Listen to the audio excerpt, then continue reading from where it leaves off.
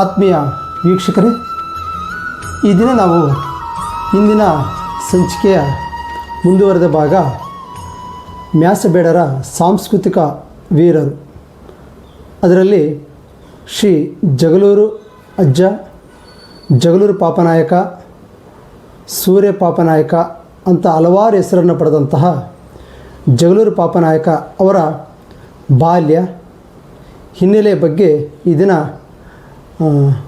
ನಮ್ಮ ತಿಪ್ಪೇಸ್ವಾಮಿ ಸರ್ ಅವರು ತುಂಬ ವಿಸ್ತಾರವಾಗಿ ಅದನ್ನು ಹೇಳ್ತಾ ಹೋಗ್ತಾರೆ. ಅವರಿಗೆ ಈ ದಿನ ತುಂಬ ಹೃದಯದ ಸ್ವಾಗತ ಸರ್. ನಿಮಗೆ ನಮಸ್ಕಾರ.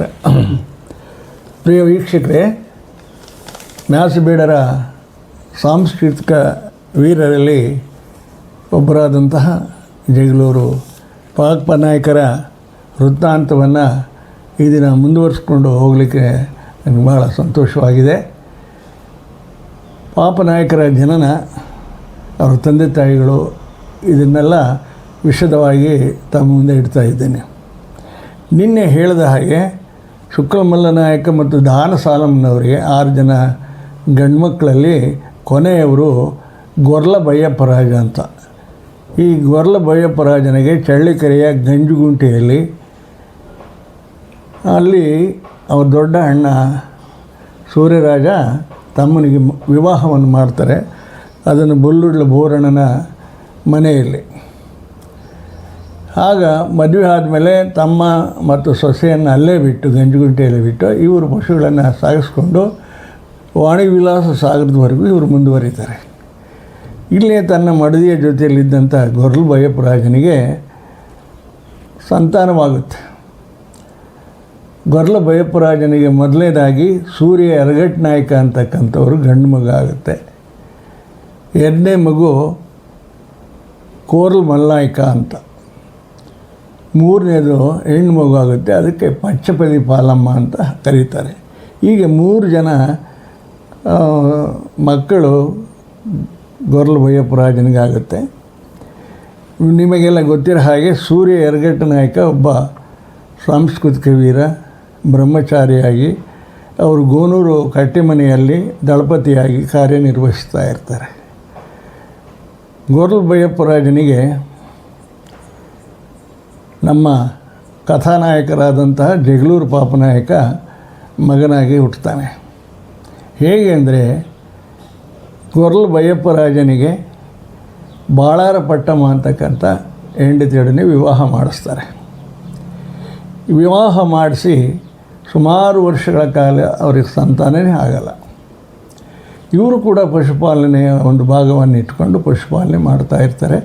ನಮ್ಮ ಶುಕ್ಲಗಿರಿ ಪರ್ವತದ ಪ್ರದೇಶದಲ್ಲಿ ನಾವು ನಂದಿವಾಳದ ಬೆಟ್ಟವನ್ನು ಶುಕ್ಲಗಿರಿ ಪರ್ವತ ಅಂತ ನಾವು ಕರಿತೀವಿ. ಈ ಪ್ರದೇಶದಲ್ಲಿ ಎಲ್ಲ ನಮ್ಮ ಸಾಂಸ್ಕೃತಿಕ ವೀರರು ಬೆಳೆದು ಬಾಳಿದಂತಹ ಪ್ರದೇಶ ಇದು. ಒಂದು 3 ಪುರಾತನವಾದಂತಹ ಮ್ಯಾಸಬೇಡರ ಕಟ್ಟೆಮನೆಗಳಲ್ಲಿ ನಾಯಕನಟ್ಟಿ, ನನ್ನಿವಾಳ ಮತ್ತು ಗೋನೂರು ಇವು ಹಿಂದಿನಿಂದಲೂ ಬಂದಂತಹ ಕಟ್ಟೆಮನೆಗಳು.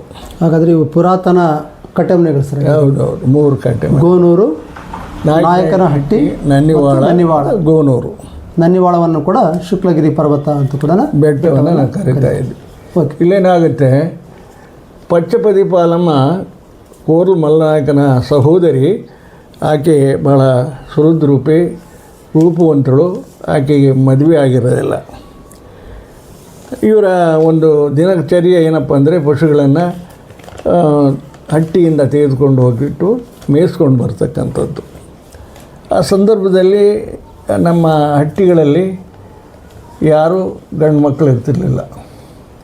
ಇದೇ ಸಂದರ್ಭವನ್ನು ನೋಡಿಕೊಂಡು ನಮ್ಮ ಚಳ್ಳಕೆರೆ ತಾಲೂಕಿನ ಸಮೀಪದಲ್ಲಿರ್ತಕ್ಕಂಥ, ಕಲ್ಯಾಣದುರ್ಗದ ಸಮೀಪದಲ್ಲಿರ್ತಕ್ಕಂಥ ಶೆಟ್ಟೂರು ಅಂತಕ್ಕಂಥ ಒಂದು ಕಾವಲು.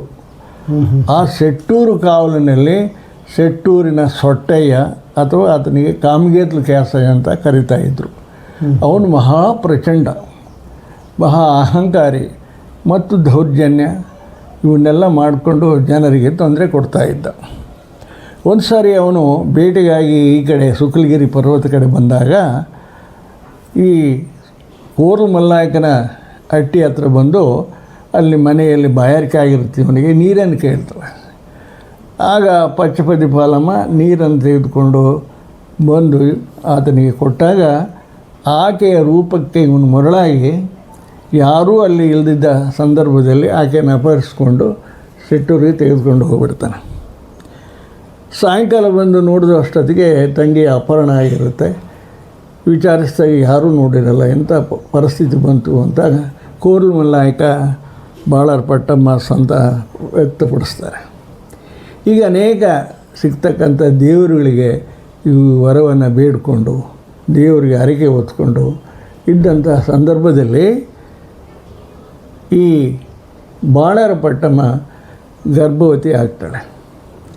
ಆಕೆ ಗರ್ಭವತಿ ಆದಾಗ ಆ ಗರ್ಭದಲ್ಲಿರ್ತಕ್ಕಂತಹ ಪಿಂಡ ತನ್ನ ತಂದೆ ಮತ್ತು ತಾಯಿ ಹೇಳ್ತಾರೆ, ಅಮ್ಮ ನಾನು ಈ ಪ್ರಪಂಚಕ್ಕೆ ಹೊರಗಡೆ ಬರಬೇಕಾದ್ರೆ ನನ್ನ ಸೋದರ ಅತ್ತೆ ನಿನ್ನ ಬಾಣಂತಿತನವನ್ನು ಮಾಡಬೇಕು, ಹಾಗಿದ್ದರೆ ನಾನು ಹೊರಗಡೆ ಬರ್ತೀನಿ ಅಂತಕ್ಕಂಥ ಒಂದು ಅಶ್ರೀರವಾಣಿ ಗರ್ಭದಿಂದ ಬಂದಂತೆ ಆಗುತ್ತೆ. ಆಗ ಕೋರ್ಲು ಮಲ್ಲಾಯಕನಿಗೆ ಭಾಳ ಯೋಚನೆ ಆಗುತ್ತೆ, ಹೆಂಗಪ್ಪ ಅವನು ಮೊದಲೇ ಕಾಮಗಿರ್ಲಿಕ್ಕೆ ಆಸೆಯ ಒಳ್ಳೆಯನಲ್ಲ, ಕೆಟ್ಟವನು, ಅವನ ಹತ್ರ ಹೇಗೆ ಹೋಗಿ ನಾವು ನನ್ನ ತಂಗಿಯನ್ನು ಕರ್ಕೊಂಬಂದು ಈಕೆ ಬಾಣಂತನವನ್ನು ಮಾಡಿಸೋದು ಅಂತಕ್ಕಂಥ ಒಂದು ಸಮಸ್ಯೆ ಆಗುತ್ತೆ. ಆದರೂ ವಿಧಿಯಲ್ಲಿದೆ ಈತ ಸೆಟ್ಟೂರಿಗೆ ಹೋಗ್ತಾನೆ. ಸೆಟ್ಟೂರಿಗೆ ಹೋದಾಗ ಅವನಿಗೆ ಅರ್ಥ ಆಗುತ್ತೆ ಕ್ಯಾಸೈಗೆ, ನಾನು ಇವನ ತಂಗಿನ ಹೊತ್ಕೊಂಬಂದುಬಿಟ್ಟಿದ್ದೀನಿ, ಇವನೇನಾದರೂ ಮಾಡಿಬಿಟ್ಟು ಈಕೆನ ಕರ್ಕೊಂಡು ಹೋಗ್ಬೇಕು ಅಂತಕ್ಕಂಥ ಬಂದಿದ್ದಾನೆ ಅಂತಕ್ಕಂಥ ಉದ್ದೇಶದಿಂದ ಆತನನ್ನು ಹತ್ತಿರಕ್ಕೆ ಸೇರಿಸಲ್ಲ. ಅವನು ಮನೆ ಮುಂದೆ ಒಂದು ಸುಮಾರು ದಿವಸ ಕುಂತ್ಕೊತಾನೆ ಈತ. ಅವನು ಯಾಕೆ ಬಂದಿದೆಯಾ ಅಂತಲೂ ವಿಚಾರಿಸೋದಿಲ್ಲ. ಆ ಗಂಡನ ಮಾತನ್ನು ಉಲ್ಲಂಘಿಸಿ ತಂಗಿ ಬಂದು ಅಣ್ಣನನ್ನು ಹೊರಗಡೆ ಕರ್ಕೊಂಡು ಹೋಗಂಗಿಲ್ಲ. ಇಂತಹ ಪರಿಸ್ಥಿತಿ ಇರ್ತದೆ.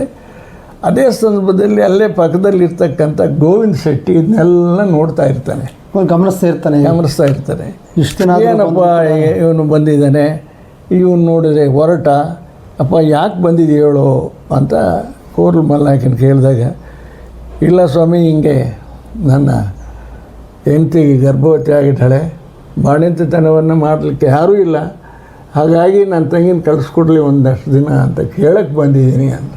ನೋಡಪ್ಪ ಪಾಪ ನೀನೇನು ಕೇಳಬಾರ್ದು, ಕೇಳಿಲ್ಲ, ನೆಂಟರು ಬಂದರು ಅಂತಂದರೆ ಕಷ್ಟ ಸುಖಕ್ಕೆ ಆಗಬೇಕು, ಯಾಕೆ ಇವನು ಮಾಡ್ತಾನೆ ಬಾ ಅಂತ ಆತ ಮಧ್ಯಕ್ಕೆ ವಹಿಸ್ಕೊಂಡ್ಬಿಟ್ಟು ಅವನಿಗೆ ತಿಳಿ ಹೇಳ್ತಾನೆ. ಯಾರಿಗೆ? ಸೆಟ್ಟೂರು ಕಾಮಗಿರಿ ಕ್ಯಾಸೈನಿಗೆ. ಪ್ರಾರಂಭದಲ್ಲಿ ಒಪ್ಪೋದಿಲ್ಲ, ಇಲ್ಲಪ್ಪ ನಾನು ಕಳಿಸಲ್ಲ, ನಾನು ಹೊತ್ಕೊಂಡ್ಬಂದಿದ್ದೀನಿ, ಆಮೇಲೆ ಅವ್ರು ನಾನು ಕಳಿಸ್ತಿದ್ರೆ ಹೆಂಗೆ, ಇಂಥ ಸುಂದರವಾದಂಥ ಹೆಂಡತಿ ಅದು ನಾನು ಸಂಸಾರ ಮಾಡಿದ್ದೀನಿ ಅಂತ. ಹಂಗಲ್ಲಪ್ಪ, ನೀನು ಸ್ವಲ್ಪ ಯೋಚನೆ ಮಾಡು, ಆತ ನಿನ್ನ ಬಾಮೈದ್ನ, ನಿನ್ನ ಹೆಂಡತಿ ಅಣ್ಣ, ಅವ್ರಿಗೇನು ತೊಂದರೆ ಇದೆ ಅಂದರೆ ನೀನು ಕಳಿಸ್ಕೊಡ್ತಿದ್ರೆ ಹೆಂಗಪ್ಪ ಅಂತ ಭಾಳ ದಿನ ಒತ್ತಾಯ ಮಾಡಿ ಕೊನೆಗೆ ಒಪ್ಪಿಸ್ತಾನೆ. ಏನು ಕಂಡೀಷನು, ನನ್ನ ಹೆಂಡ್ತಿ ಈಗ ಹೇಗಿದ್ದಾಳೋ ಆಗಲೇ ಹಂಗೇ ತಂದುಬಿಡ್ಬೇಕು ನನ್ನ ಹತ್ರ. ಆಮೇಲೆ ಅವನು ತಂದುಕೊಡ್ತಿದ್ರೆ ನಿನ್ನ ಆಸ್ತಿಯನ್ನೆಲ್ಲ ಮುಟ್ಗೋಲು ಹಾಕ್ಕೊತೀನಂತ ಶೆಟ್ಟಿನ ಮೇಲೆ ಒಂದು ಕರಾರು ಮಾಡ್ಕೊತಾನೆ. ಆದರೂ ಹೋಗ್ಲೇ ನನ್ನ ಆಸ್ತಿ ನೀನು ಕೊಡ್ತೀನಿ, ಏನೋ ಒಳ್ಳೆ ಕೆಲಸಕ್ಕೆ ನೀನು ಕಳಿಸ್ಕೊಡಪ್ಪ ಅಂತ ಆ ಶೆಟ್ಟಿ ಜಾಮೀನಾಗಿ ತಂಗಿನ ಕಳಿಸ್ಕೊಡ್ತಾನೆ. ತಂಗಿ ಕರ್ಕೊಂಡು ಬಂದಮೇಲೆ ಇನ್ನೇನು ಬಾಳಾರ ಪಟ್ಟಮ್ಮನಿಗೆ ಹೆರಿಗೆ ಆಗ ಸಂದರ್ಭದಲ್ಲಿ ದಿನಗಳು ತುಂಬಿ ಬರಬೇಕು ಪರಮಾತ್ಮ. ಆಗ ಹೇಳ್ತಾನೆ, ಅತ್ತೆ ನಾನು ಹೊರಗಡೆ ಬರ್ತಾಯಿದ್ದೀನಿ, ನೀನು ರೆಡಿಯಾಗು, ನನ್ನ ಬಾಣಂತನ ಬರ್ಸ್ತಾ ಇದ್ದೀನಿ ಅಂತ. ಸರ್, ಅವಾಗಲೂ ಒಂದು ಮಾತು ಹೇಳಿದ್ರಿ, ಯಾವುದೋ ಒಂದು ಹೊಟ್ಟೆ ಇರತಕ್ಕಂಥ ಆ ಶರೀರವಾಣಿ ಅಂತ. ನಾವು ಮಹಾಭಾರತದಲ್ಲಿ ಕೂಡ ಸುಭದ್ರೆ ಶ್ರೀಕೃಷ್ಣ ತನ್ನ ತಂಗಿಗೆ ಕಥೆ ಹೇಳುವಂಥ ಸಂದರ್ಭದಲ್ಲಿ ಹೂಗುಟ್ಟುವಂಥ ಒಂದು ಸಂದರ್ಭಗಳು ಕೂಡ ನಾವು ಗಮನಿಸ್ತಾ ಹೋಗ್ತೀವಿ.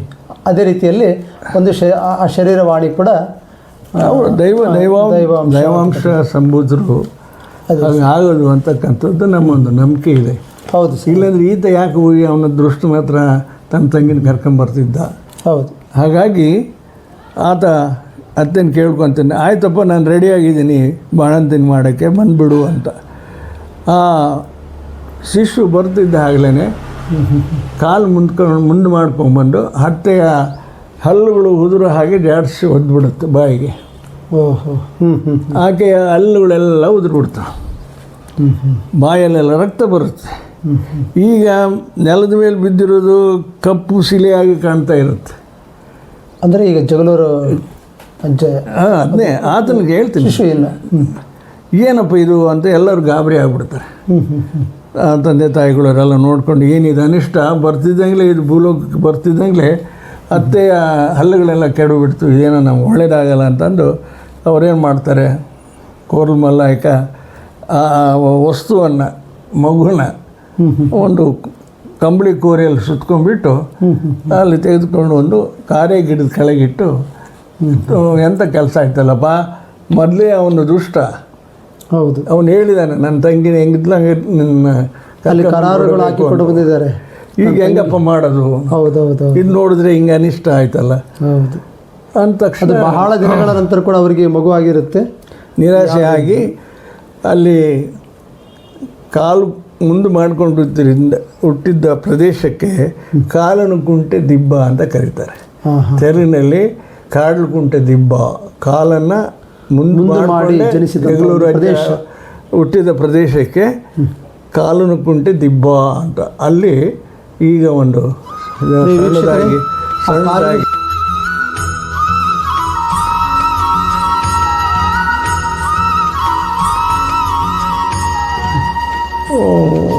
ಬಿಟ್ಟು ಮಗುನ ಇವರು ಹೊರಟು ಹೋಗ್ಬಿಡ್ತಾರೆ ಪಶುಪಾಲನೆ ಮಾಡಿಕೊಂಡು. ಈಗ ಹೀಗಿದ್ದ ಸಂದರ್ಭದಲ್ಲಿ ಚಳ್ಳಕೆರೆ ಊರನ್ನು ಮೊದಲು ಓರ್ಗಲ್ ಪಟ್ಟಣ ಅಂತ ಕರಿತಾ ಇದ್ರು. ಹೌದು, ಚಳ್ಳಕೆರೆಯನ್ನು ಓರ್ಗಲ್ ಪಟ್ಟಣ ಅಂತ ಕರೀತಾರೆ. ಅಲ್ಲಿ ಈಗಲೂ ಕೂಡ ಓರ್ಗಲಮ್ಮ ದೇವಸ್ಥಾನವಿದೆ. ಚಳ್ಳಕೆರೆ ಆಮೇಲೆ ಬಂದಿದ್ದು, ಚಳ್ಳಕೆರಮ್ಮ ಚಿತ್ರದುರ್ಗದಿಂದ ಇಲ್ಲಿಗೆ ಬಂದ ಮೇಲೆ ಚಳ್ಳಕೆರೆ ಅಂತಕ್ಕಂಥ ಹೆಸರು ಬಂತು. ಅಲ್ಲಿವರೆಗೂ ಓರ್ಗಲ್ ಪಟ್ಟಣ. ಈಗ ಚಳ್ಳಕೆರೆಯ ಹಳೆಯ ಟೌನ್ ಏನಿದೆ ಅಷ್ಟೇ ಮಾತ್ರ ಚಳ್ಳಕೆರೆ ಓರ್ಗಲ್ ಪಟ್ಟಣ, ವೀರಭದ್ರ ಸ್ವಾಮಿ ದೇವಸ್ಥಾನದಿಂದ ಅಲ್ಲಿವರೆಗೆ. ಓರಗಲ್ಲೆ ಪಟ್ಟಣ ಅಂತಕ್ಕಂಥದ್ದು ಚಳ್ಳಕೆರೆಗೆ ಮೊದಲಿರ್ತಕ್ಕಂಥ ಹೆಸರು. ಆ ಓರಗಲ್ಲೆ ಪಟ್ಟಣದ ಹೊರಗೇಲಮ್ಮ ಅಂತ ದೇವಸ್ಥಾನ ಇದೆ, ಅದೇ ಸರ್? ಅದೇ. ಈಗ ನಾವು ಹೊರಗೇಲಮ್ಮ ಅಂತ ಒಂದು ದೇವಸ್ಥಾನವನ್ನು ನೋಡ್ತೀವಿ ನೋಡ್ರಿ, ಈ ದೇವಸ್ಥಾನವನ್ನು ನಾವು ಕಾಣ್ಬೋದು.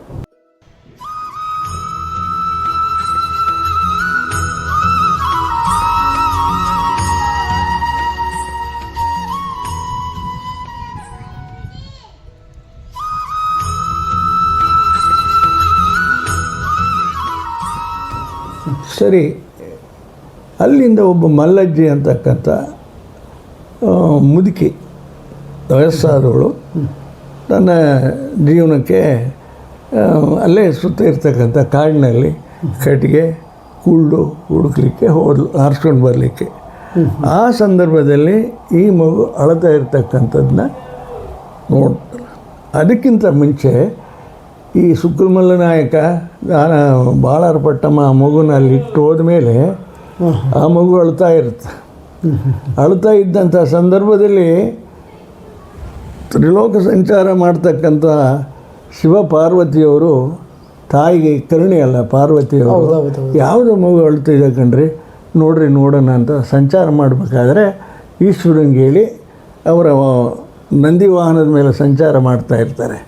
ಆ ನಂದಿ ವಾಹನವನ್ನು ಶುಕ್ಲಗಿರಿ ಪರ್ವತದ ಮೇಲೆ ಇಳಿಸ್ತಾರೆ. ಆ ಬೆಟ್ಟದ ಮೇಲೆ ನಂದಿಯನ್ನು ಇಳಿಸ್ಬಿಟ್ಟು ಅವರಿಬ್ಬರು ಆ ಮಗು ಅಳ್ತಕ್ಕಂಥ ಪ್ರದೇಶಕ್ಕೆ ಬಂದಾಗ ಮಗುನ ಯಾರೋ ಬಿಟ್ಟು ಹೋಗಿದ್ದಾರೆ, ಕಂಬಳ ಕೊರೆಯಲ್ಲಿ ಸುತ್ತಿಟ್ಟು ಅಂತ ಆ ಮಗುನ ಇಬ್ಬರು ಎತ್ಕೊಂಡು ತಾಯಿ ಪಾರ್ವತಿ ಬಹಳ ನೋವು ಪಡ್ತಾಳೆ. ಎಷ್ಟು ಚೆನ್ನಾಗಿದೆಯಲ್ಲ, ಇದನ್ನ ಯಾಕೆ ಬಿಟ್ಟು ಹೋದ್ರು ಅಂತಕ್ಕಂಥ.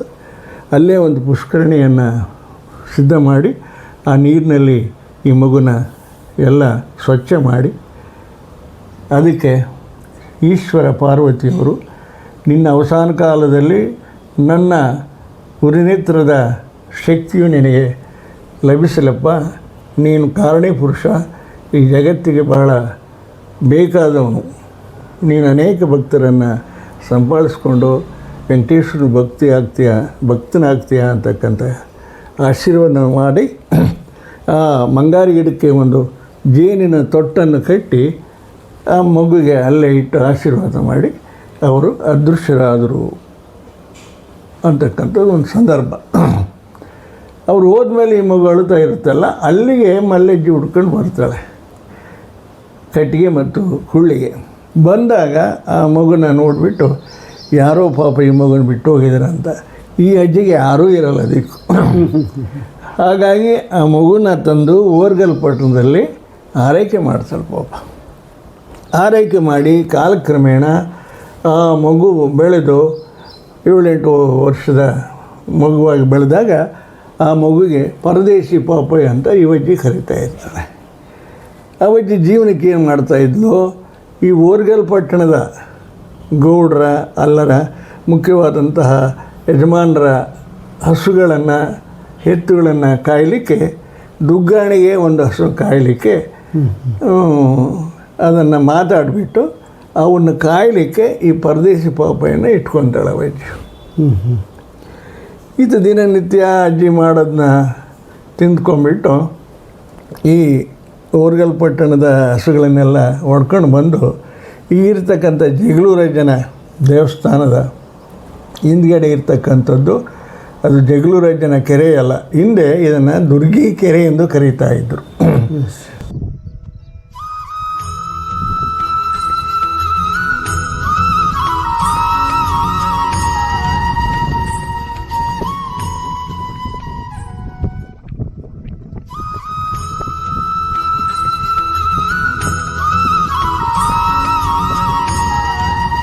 ಆ ದುರ್ಗಿ ಕೆರೆ ಹತ್ರ ಬಂದು ವಿಶೇಷವಾದಂತಹ ಹುಲ್ಲು, ಮೇವು, ನೀರು, ಆಮೇಲೆ ಕರೆಕಲ್ಲುಗಳ ಕಟುವು, ಬೇಕಾದಂಥ ಮರಗಳ ನೆರಳಿನಲ್ಲಿ ಹಸುಗಳನ್ನು ಮೇಯಿಸ್ಕೊಂಡು ತಾನು ಕೂಡ ವಿಶ್ರಾಂತಿ ಪಡೀಲಿಕ್ಕೆ ಮರಗಳ ನೆರಳಿನಲ್ಲಿ ಇರ್ತಾ ಇದ್ದ.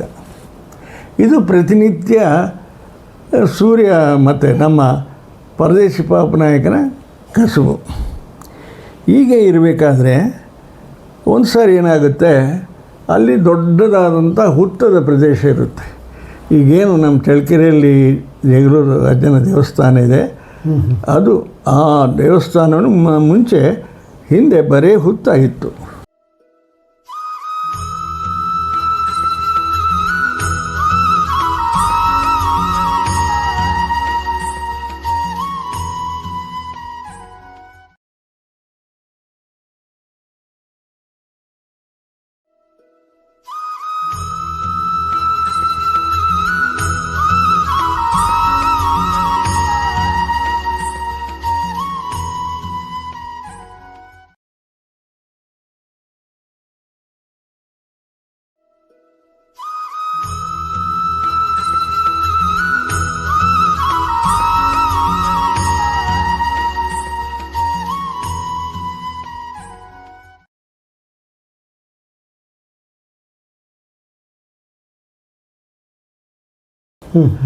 ಆ ಹುತ್ತದ ಮೇಲೆ ಒಂದು ನೇರವಾಗಿ ಒಂದು ಮಂಗಾರಿ ಗಿಡ ಬೆಳೆದಿತ್ತು. ಸರ್, ಮಂಗಾರಿ ಗಿಡ ಅಂದರೆ? ಮಂಗಾರಿ ಗಿಡ ಅಂದರೆ ಇದು ಗಿಡ, ಅದೊಂದು ಜಾತಿಯ ಗಿಡ. ಆ ಮಂಗಾರಿ ಗಿಡ ರಂಬೆ ನೇರವಾಗಿ ಬೆಳೆದಿತ್ತು. ಈತ ಅಲ್ಲಿ ಸಂಚಾರ ಮಾಡಬೇಕಾದ್ರೆ ಏನಾದರೂ ಮಾಡಿ ಈ ರಂಬೆಯನ್ನು ನಾನು ಕಿತ್ಕೊಂಡ್ರೆ ನನ್ನ ಕೈಯಲ್ಲಿ ಕೋಲಾಗುತ್ತೆ, ಹಸುಗಳನ್ನು ನಾನು ಕಾಯುವುದಲ್ಲ ಅಂತಕ್ಕಂಥ ಉದ್ದೇಶದಿಂದ ಆ ಹುತ್ತದ ಮೇಲೆ ಹತ್ತಿಬಿಟ್ಟು ಆ ಗಿಡನ ಬೇರು ಸಮೇತ ಕೀಳಬೇಕು ಅಂತಕ್ಕಂಥ ತನ್ನ ಶಕ್ತಿಯನ್ನೆಲ್ಲ ಹಾಕಿಬಿಟ್ಟು ಕೀಳಕ್ಕೆ ಹೋಗ್ತಾನೆ. ಆ ಕೀಳಕ್ಕೆ ಹೋಗಬೇಕಾದ ಸಂದರ್ಭದಲ್ಲಿ ಆ ಹುತ್ತದಿಂದ ದೊಡ್ಡ ಶಬ್ದವಾಗುತ್ತೆ. ಹುತ್ತದ ಪ್ರದೇಶದ ಭಯಂಕರ ಶಬ್ದವಾದಾಗ ಏನಪ್ಪ ಇದು ಅಂತ ಆಶ್ಚರ್ಯನಾಗ್ತಾನೆ. ಅಲ್ಲಿ ಒಂದು ನಾಗೇಂದ್ರ ಸರ್ಪ ಈ ಮುಂಗಾರಿ ಗಿಡದ ಬೇರಿನ ಒಳಗೆ ಅದು ಸೇರ್ಕೊಂಡಿರ್ತಕ್ಕಂಥ ಒಂದು ಶಾಪಗ್ರಸ್ತವಾದಂಥ ಸರ್ಪ. ಈತ ಯಾವಾಗ ಬೇರು ಸಮೇತ ಆ ಗಿಡವನ್ನು ಮುಂಗಾರಿ ಗಿಡವನ್ನು ಕೇಳ್ತಾನೋ ಅದಕ್ಕೆ ಆ ಬಾಧೆಯೆಲ್ಲ ಹೊರಟೋಗ್ಬಿಡುತ್ತೆ. ಶಾಪ ವಿಮೋಚನೆ ಆಗಿ ಅದು ಆತನಿಗೆ ಪ್ರತ್ಯಕ್ಷ ಆಗುತ್ತೆ ನಾಗೇಂದ್ರ ಸರ್ಪ. ಈತ ಭಯದಿಂದ ಏನಪ್ಪ ಇದು ಅಂತ, ಹೆದರಬೇಡಪ್ಪ ನೀನು, ನಿನ್ನಿಂದ ನನಗೆ ಶಾಪ ವಿಮೋಚನೆ ಆಯಿತು, ನೀನು ಕಾರಣೀ ಪುರುಷ, ನೀನು ಭಕ್ತನಾಗ್ತೀಯ, ವೆಂಕಟೇಶ್ವರನ ಭಕ್ತಿಯ, ನಿನ್ನ ಕೈಯಲ್ಲಿರ್ತಕ್ಕಂಥದ್ದೇನಿದೆ ಮಂಗಾರಿಗಡನೆ ನಿನ್ನ ನಾಗಮುರಿ ಬೆತ್ತ ಸದಾಕಾಲ ನಿನ್ನ ಜೊತೆಗೆ ಇರ್ತೀನಿ. ಏನು ನಾನು ಭಾನುವಾರ ದಿವಸ ಸೋಮಲ ಬಂಡೆಯ ಭೈರವ ದೇವಸ್ಥಾನದಲ್ಲಿ ಬೋರೆ ದೇವರ ದೇವಸ್ಥಾನದಲ್ಲಿ ಇರ್ತೀನಿ ಭಾನುವಾರ. ಸೋಮವಾರ ನಿನ್ನ ಪದೆಯಲ್ಲಿ ಅಂದರೆ ನಿನ್ನ ಸಮೀಪದಲ್ಲಿ ಇರ್ತೀನಿ ಅಂತ. ಈಗಲೂ ಕೂಡ ಸೋಮವಾರ ಜಗಳೂರಜ್ಜನ ವಾರ ಚಳ್ಳಕೆರೆಯಲ್ಲಿ ಅಷ್ಟು ಮಾತು ಕೊಟ್ಟು ಅದು ಅಂತರ್ದಶ ಆಗಿ ಹೋಗುತ್ತೆ. ಹಾಗೆ ಈತನ ಬೆಳವಣಿಗೆ ಆಗುತ್ತೆ.